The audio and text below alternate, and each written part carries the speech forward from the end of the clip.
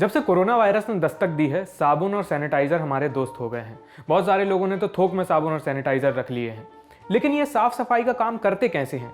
साबुन corona virus जैसे सूक्ष्म जीवों को कैसे ठिकाने लगाती है? धूल, मिट्टी, तेल और बाकी की गंदगी के साथ साबुन क्या करती है? और सैनिटाइजर क्या काम करता है?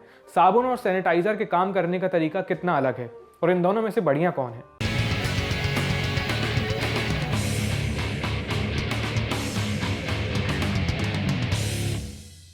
नमस्ते, मैं आयुष हूँ। साइंसकारी के इस एपिसोड में हम साबुन और सैनिटाइजर के काम करने का तरीका समझेंगे। आप करेंगे यार ज़्यादा कुछ लेट नहीं बता रहे, अब तो वैक्सीन भी आ गई। हम कहेंगे नहीं, अभी साबुन और सैनिटाइजर का काम खत्म नहीं हुआ है और महामारी हो या ना हो, ये तो कब से इस्तेमाल होते आ रहे हैं, आगे भी इनका इस्तेमाल होगा, तो इनके काम करने का तरीका पता होना चाहिए। साबुन से शुरू करते हैं। साबुन का इतिहास बेबीलोनिया सभ्यता जितना पुराना है।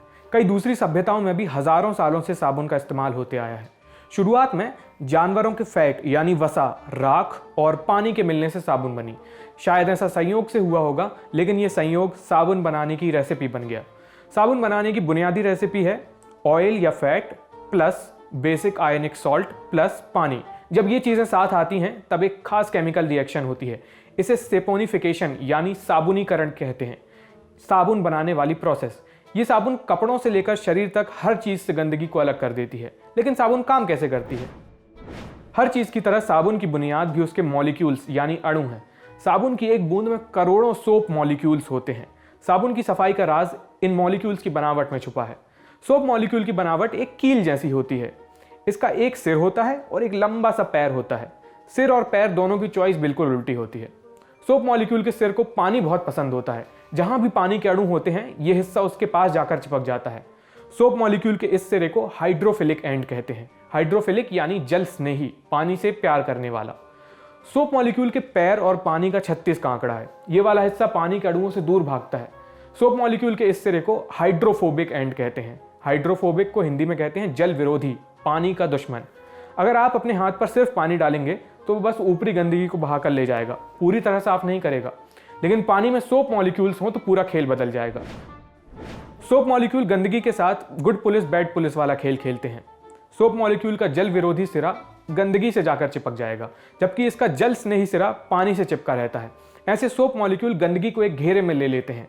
अब बहता हुआ पानी जल स्नेही सिरे को खींच कर ले जाता है और जल विरोधी हिस्सा अपने साथ गंदगी को बहाकर ले जाता है। साबुन कोरोना वायरस के साथ क्या करती है? कोरोना वायरस की बाहरी दीवार फैट से बनी होती है। इसे लिपिड बाइलेयर कहते हैं।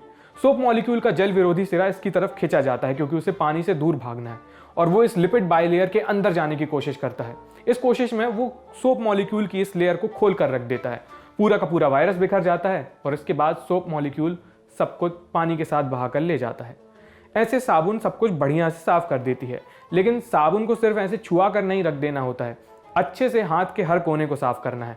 कायदे से सारे कीटाणु खत्म करने के लिए साबुन से 20 सेकंड तक हाथ धोते रहना जरूरी है, ऐसी एक्सपर्ट्स की राय है। हम कई बार ऐसी जगहों पर होते हैं जहां पानी और साबुन से हाथ धोने की व्यवस्था नहीं होती है, बाहर होते हैं। जब आपके आसपास पानी और साबुन ना हो तो हैंड सैनिटाइजर काम आता है। वायरस, बैक्टीरिया या अन्य सूक्ष्म जीवों को मारने के लिए एल्कोहल बेस्ड हैंड सैनिटाइजर का इस्तेमाल करने की सलाह दी जाती है। हैंड सैनिटाइजर में मेन हमलावर यही एल्कोहल होता है। लेकिन एल्कोहल तो केमिकल की एक बहुत बड़ी कैटेगरी का नाम है। ज़्यादातर शराबों में इथेनॉल नाम का एल्कोहल होता है। सैनिटाइजर बनाने में भी इथेनॉल का इस्तेमाल होता है। इसके अलावा प्रोपेनॉल और आइसोप्रोपेनॉल से भी आमतौर पर सैनिटाइजर बनाया जाता है। एल्कोहल जो होता है वो वायरस और दूसरे सूक्ष्म जीवों की बाहरी दीवार तोड़ देता है, ठीक सोप मॉलिक्यूल की तरह, और वायरस पूरा खुल जाता है। इसके अंदर का पूरा माल बिखर जाता है और वायरस पूरी तरह निष्क्रिय हो जाता है। इस तोड़फोड़ के बाद ज़्यादातर एल्कोहल भाप बनकर उड़ जाता है। वो पानी की तरह गंदगी को बहाकर नहीं ले जाता जैसे सोप मॉलिक्यूल ले जाता था। वायरस तो मर जाएगा, लेकिन सैनिटाइजर में एल्कोहल की मात्रा का ध्यान रखना होगा। कोरोना वायरस जैसे सूक्ष्मजीव मारने के लिए सैनिटाइजर में एल्कोहल की मात्रा 60% से ज़्यादा होनी चाहिए। आप पूछेंगे साबुन और सैनिटाइजर में से कौन बढ़िया है? वैसे तो सैनिटाइजर लाने ले जाने में आसान होता है, कहीं भी इस्तेमाल किया जा सकता है, बहुत हैंडी होता है। लेकिन आपके हाथ पर धूल या ग्रीस अगर जमी हुई है तो सैनिटाइजर ढंग से अपना काम नहीं कर पाएगा। वायरस को मारने के लिए एल्कोहल अच्छे से इन गंदगी की परतों को पार नहीं कर पाता है। इसी कंडीशन में अगर आप साबुन लगाएंगे तो वो सबसे पहले ऊपर लगी गंदगी को बहा कर ले जाएगा। इसके साथ वो नीचे छुपे वायरस के भी टुकड़े कर देगा और उसे बहा कर ले जाएगा। वैक्सीन आ गई है लेकिन वायरस अभी गया नहीं है, इसलिए सावधानी कम नहीं होनी चाहिए। सामाजिक दूरी का पालन करें, मास्क लगाकर बाहर निकलें और नियमित तौर पर हाथ धोते रहिए। ये वीडियो देखने के लिए बहुत बहुत शुक्रिया।